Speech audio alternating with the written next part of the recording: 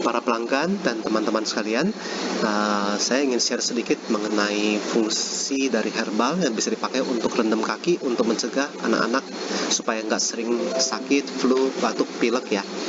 Namun sebelumnya perkenalkan dulu, nama saya Mulyadi. Saya memang lulusan dari Chinese Medicine di Shanghai.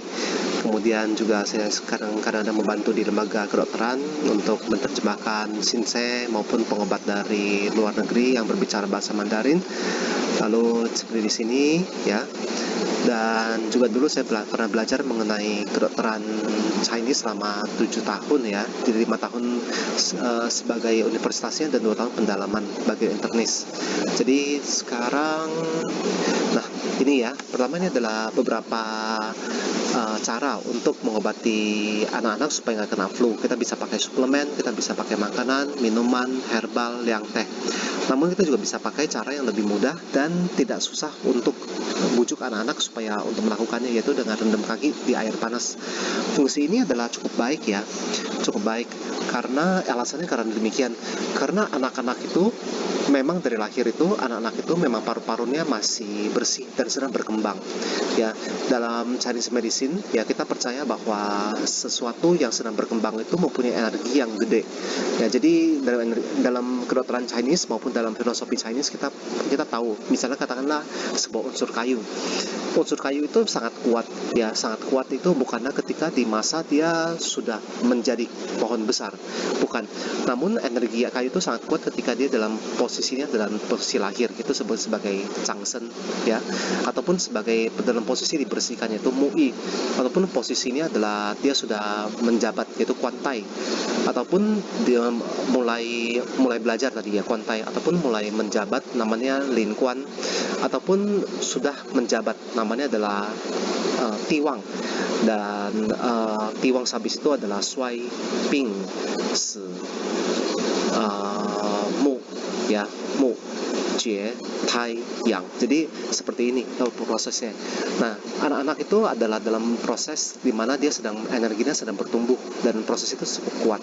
Sehingga bagi anak-anak itu sebaiknya qi itu tidak kita tidak sering membersihkan, ataupun kita tidak sering memberikan obat yang terlalu dingin bagi anak-anak. Itu memang benar ya. Namun kadang-kadang juga harus dipakai juga ketika dia sudah mulai ada batuk, pilek yang disertai dengan fever ya. Kita perlu pakai obat yang sifatnya lebih dingin. Nah, namun sekarang kita nggak usah bicara itu dulu ya. Sekarang kita langsung masuk ke energi pelindung pada anak-anak. Nah, Chinese medicine percaya bahwa energi pelindung tubuh kita itu ada ya. Jadi setiap orang mempunyai sebuah invisible mantle, seperti sebuah mantel yang tidak kelihatan ya, yang melindungi tubuh kita dari berbagai macam udara panas ya, bakteri, virus, patogen, hawa epidemik. Nah, itu dia bisa ditahan dan bisa dilawan. Nah, buktinya memang banyak orang yang nggak sakit walaupun buat ada masa epidemik begitu ya. Adapun orang yang gampang sakit itu karena dia mempunyai energi pelindung kuat atau tidak kuat. Energi pelindung itu kita sebut sebagai wei qi ya. Lalu energi pelindung ini ada di daerah tubuh kita yang kita sebut sebagai paru-paru. Jadi paru-paru ini adalah air mancurnya ataupun tempat untuk keluarnya energi tersebut yang mengitari seluruh tubuh, kemudian kembali lagi nanti ke dalam paru-paru nanti ya. Itu dalam Chinese medicine disebut sebagai yin wei ya. Yin itu daerah yang dikuasai oleh darah, wei dikuasai oleh qi. Nah, sekarang kita belajar mengenai qi ya, maksudnya kita pelajari mengenai qi.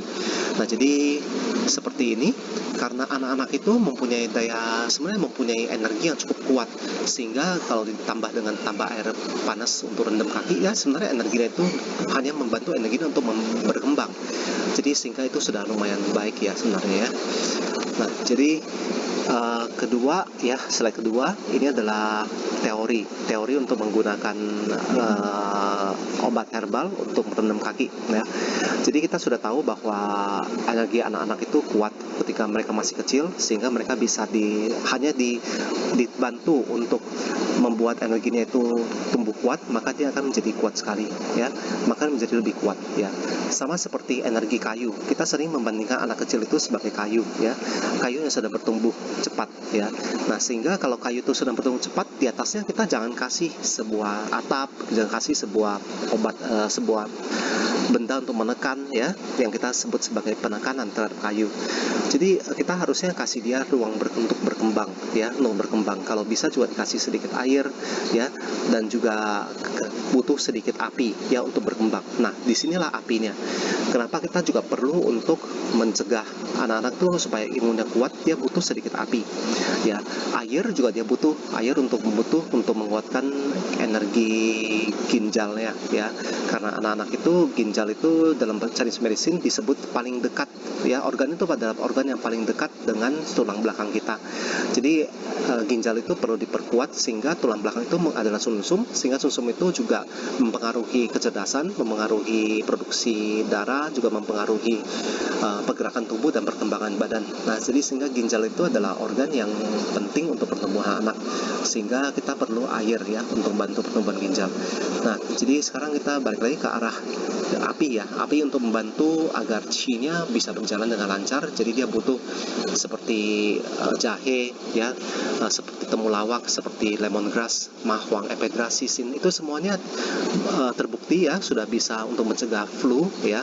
Seperti obat yang 21 macam itu yang buat orang cegah flu itu kan lagi bekan, ya, itu, ya. Nah, itu fungsinya karena dia membantu sebuah api untuk bisa berkembang qi yang sudah berkembang. Nah, jadi sekarang kita juga mengerti karena sifatnya itu adalah api, maka dia bisa membantu energi tubuh kita menjadi maksimum sehingga bisa mengusir energi yang sudah jelek, ya, yang energi patogen supaya nggak masuk. Nah, bagaimana kalau energi kita sendiri aja sudah kecil sekali, sudah lemah? Berarti kita harus ambil dari energi ginjal. Energi ginjalnya harus kuat dulu. Nah, kalau misalnya energi ginjalnya nggak kuat, kita tambah api lagi, bisa nggak membantu untuk energi tubuh kita jadi kuat lagi, energi pelindung? Belum tentu. Nah, jadi itu sebabnya kenapa orang-orang tua maupun orang-orang yang sudah masuk ke usia lansia begitu, ketika dulunya mereka itu makan yang panas-panas nggak gampang sakit, tapi sekarang kalau makan yang panas-panas lebih gampang sakit. Nah, itu juga salah satu sebabnya, karena itu dulunya kuat makan gorengan, sekarang nggak kuat lagi. Dulunya gampang makan cabai, nggak sakit-sakit, sekarang makan cabai juga gampang sakit. Dulunya itu tiap hari panas-panasan di luar nggak sakit kepala, sekarang panas sedikit juga sakit kepala. Sebabnya dari itu, bukan karena energi paru-parunya melemah, ya, tapi karena energi ginjalnya melemah. Jadi sekarang ada di sini, dan untuk gampangnya herbal yang bisa untuk menghangatkan dan juga sifatnya juga cukup kencang, ya, itu biasanya bisa bantu tubuh untuk mengeluarkan patogen.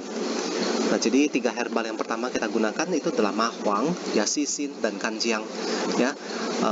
Jadi 3 macam ini kita sering pakai. Ephedra sekitar 10 gram, ya, sisin sekitar 15 gram, kanjiang 45 gram. Nah, kenapa ephedra saya 10 gram? Karena ephedra itu seperti ini, ya, ephedra, ya, yang paling kanan ini. Karena ephedra itu dia mengandung sedikit ephedrin. Ephedrin itu adalah sebuah zat, ya, yang bisa mengagitasi sistem saraf kalau misalnya dipakai kebanyakan. Karena anak-anak, ya, tak butuh banyak, makanya pakainya sedikit, ya.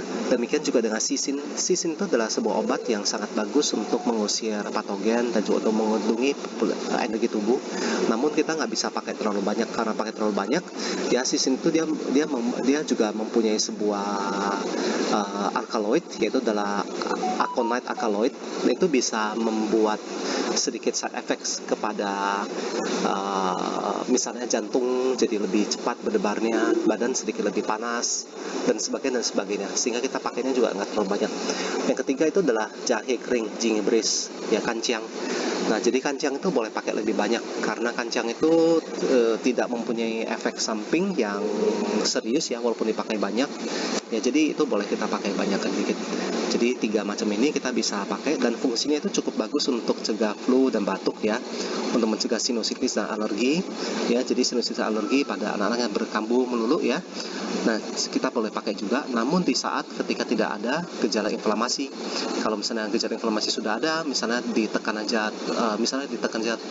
tulang hidungnya tekan sakit, ataupun di sekitar hidung ditekan juga sakit, berarti sedang ada inflamasi, kemudian jangan pakai ya. Dan flu juga sama, itu adalah untuk mencegah cold dan flu ya. Bahkan yang sudah kena flu juga bagus, asalkan mereka tidak ada sakit leher maupun demam maupun bibirnya pecah-pecah ya. Lalu untuk anak-anak yang tangan kakinya sering dingin juga bisa pakai ini, yang sering kali mengeluh lambungnya itu nggak enak juga bisa pakai ini juga, dan juga sering kali meler ya. Lalu juga poliuria, yaitu adalah sering kali kencing, bahkan yang ngompol juga bisa bermanfaat. Kemudian juga menaikkan sistem imun tubuh dengan menaikkan T-cell tubuh kita ya. Nah, kita pakai sampai gimana baiknya ketika kita berasa bahwa ada sebuah perspiration ataupun ada sebuah keringat ya, keringat yang keluar, berarti ini sudah cukup bagus. Nah, berarti inilah 3 obatnya ya. Caranya adalah dimasak 3 liter air, kemudian sekitar 15 menit, kemudian matikan apinya, boleh saring ya herbalnya semuanya, lalu tambahkan sekitar 1 sampai 1,6 liter air lagi, kemudian taruh ke dalam bucket dan kasih anak-anak untuk direndam kakinya sampai ke mata kaki. Namun juga perlu diingat supaya mata kakinya itu tidak terlalu panas ya, airnya terlalu panas. Kalau terlalu panas malah gampang lepuh kulitnya, itu perlu diperhatikan ya. Jadi suhunya harusnya di atas dari suhu hangat, tapi di bawah suhu sampai bisa melepuh di tengah-tengah itu. Kalau benar itu ketika diangkat kakinya itu semuanya merah ya, dan keringatan akan mulai keluar, itu adalah bagus ya. Nah, jadi begini ya. Nah, jadi ada beberapa disclaimer. Satu adalah tidak cocok untuk orang yang sedang demam ataupun yang sudah mau demam ya. Jadi ciri-ciri sudah mau demam nggak selalu tepat sih, namun kadang-kadang adalah meriang lah, kecapean lah, detak jantungnya jadi cepat lah, sakit leher, ataupun capek kayak cepat mau flu gitu ya. Karena apa? Karena panas itu memang termasuk api. Jadi kalau misalnya kita sudah mau berasa dalamnya sudah banyak api nih, mendingan jangan pakai duluan ya. Namun kadang-kadang kalau misalnya tahan tubuhnya cukup kuat, ketika dia sudah mau panas kita tambahin dengan api lagi sehingga dia keringatan, ya gampang sembuh juga sih ya, juga bisa juga ya. Namun untuk hati-hatinya adalah baiknya enggak. Kedua adalah tindakan rendam kaki ini adalah untuk pencegahan ya, bukan untuk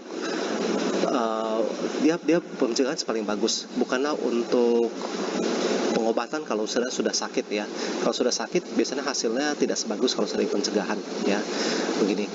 Lalu ketiga adalah minta anak-anak supaya tidak terlalu cium baunya. Ada anak yang suka cium baunya, ada anak yang enggak.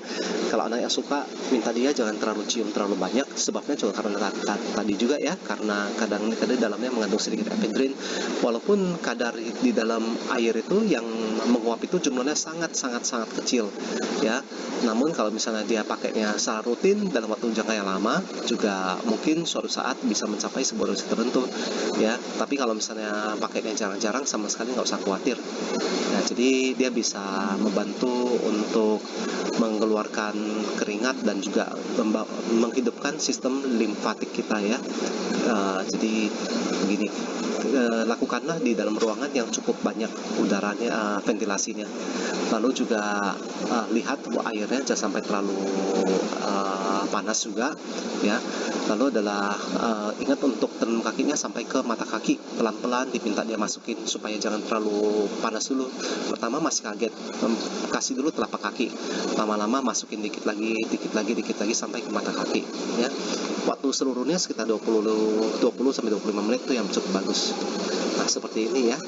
Jadi kedalamannya itu kurang lebih sampai seperti ini bisa cukup bagus ya. Jadi di sini saja sharingnya.